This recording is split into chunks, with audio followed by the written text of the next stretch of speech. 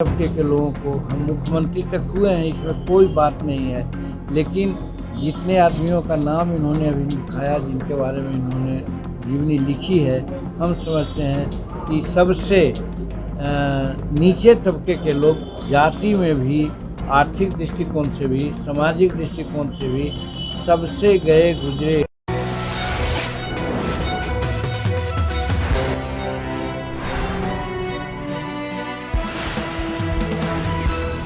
गलत काम का उजागर तो करते ही हैं। एक बार याद है हमको, अशरफ थानवी साहब एक लेखक थे, उनको भी हमने यही कहा था कि हम गरीबों की जीवनी कौन लिखता है, ये तो बड़े बड़े राजाओं महाराजाओं, बड़े बड़े लफ्ज़ प्रतिष्ठित पूंजीवादी आदमियों को रखते हैं। तब उन्होंने एक किताब हम पर लिख दी कि टूटी सिलेट और पेंसिल से मुख्यमंत्री के कुर्सी तक।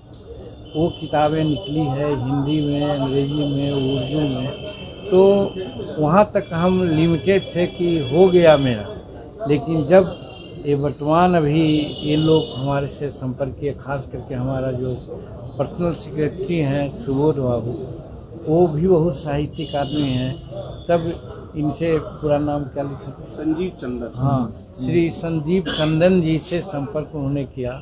संजीव चंदन जी एक किताब नहीं, अनेकों किताब, अनेक जीवनियाँ नहीं, अनेकों जीवनियाँ की बात करती। हमने इनसे कोई आग्रह नहीं किया था, लेकिन इन लोगों ने इंटरेस्ट जताई कि भाई आप जिस तबके से आए हैं और जैसा काम आपका रहा है और मुख्यमंत्री के काल में भी आपका समय रहा है, तो निश्चित रूप में उसको लिपिबद्ध किया जाना चाहिए। तो हमको भी अच्छा लगा कि भाई जब कह रहे हैं कि ऐसी बात है तो इनको सहयोग करें। और सहयोग में यही कि जब हम व्यस्त रहते थे तो भी ये पहुंच जाते थे और हमारे जीवन के अनेक पहलुओं को इन्होंने अलग अलग ढंग से निकालने की बात किया।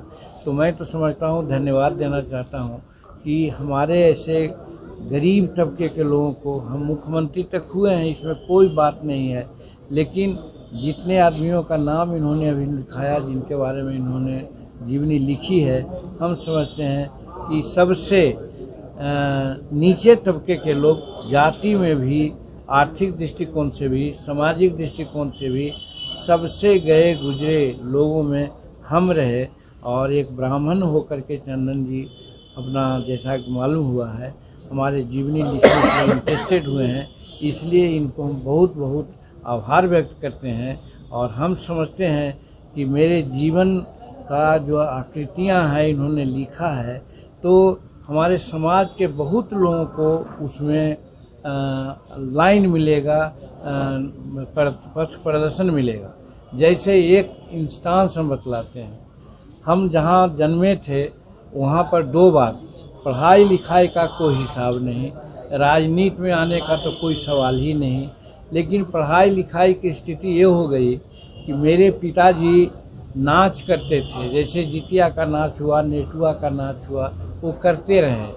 और जब कहीं दशहरे के अवसर पर, दिवाली के अवसर पर वो नाच करने के लिए पैसे लेकर के कुछ लोगों के साथ, समूह के साथ जाते थे, तो वहाँ पर 10 दिन 5 दिन रहते थे और वो गाना गाते थे और गाना डेली नया नया गाना गाते थे।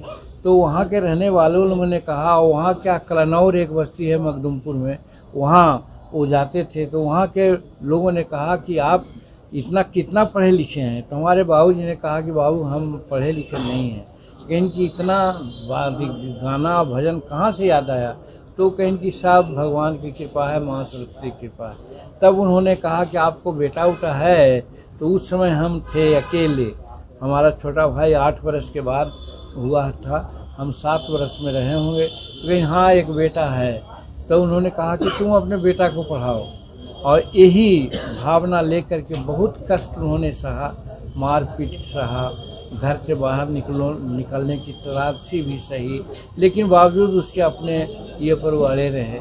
और आगे अनेक प्रकार के पढ़ने लिखने की जो बातें हुई, जो किताब में आप देखिएगा, हम 1966 में BA ऑनर्स के साथ गया कॉलेज से पढ़े नौकरी की और उसके बाद फिर 1980 में राजनीति में 8 घंटा निहुर करके धान रोपती थी।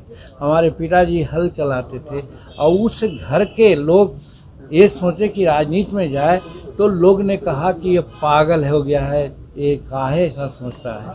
लेकिन एक जगह से हमें प्रेरणा मिली, वो प्रेरणा मिली कि जब हम गोरखियाई का यानी कि उसको क्या कहते हैं बॉय सर्वेंट के रूप में जो काम कर रहे थे हम, तो हमको खाने के लिए मिलता था तो जानवर का गौशाला के नज़दीक पाया में बैठ करके हम खाना खाते थे। खाने के समय में जब जानवर को देखा, बैल को देखा कि कौरी करता है, मुंह चलाता है, और मुंह चला रहा था तो हमारे दिमाग में बात आई कि ये बेचारा इतना परिश्रम करता है और आज खाता है, कल भी जाएगा मजदूरी करेगा और उसके बाद ये मर जाएगा, दुनिया में इसको कोई नहीं जानेगा। तो ये हम जानते थे उस समय, कम से कम 11-12 वर्ष की उम्र हो गई थी, कि भाई बहुत भाग मानुस्तन पावा, ये हम जानने से सुना था।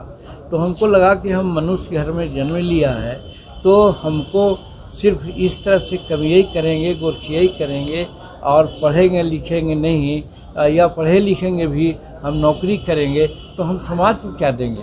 हमको उसी समय प्रेरणा आई कि हमको राजनीति में रह कर के समाज को देखना चाहिए, और एक मन में संकल्प ले लिया था कि बरों शंभु नहीं तो रहो कुंवारी, यानी हम जाएंगे तो राजनीति में जाएंगे और नहीं तो 1966 में ग्रेजुएशन किया था। जिस क्लास में हम पढ़ते थे उस क्लास के लोगों को ट्यूशन करते थे तो हमको 25 रुपया मिलता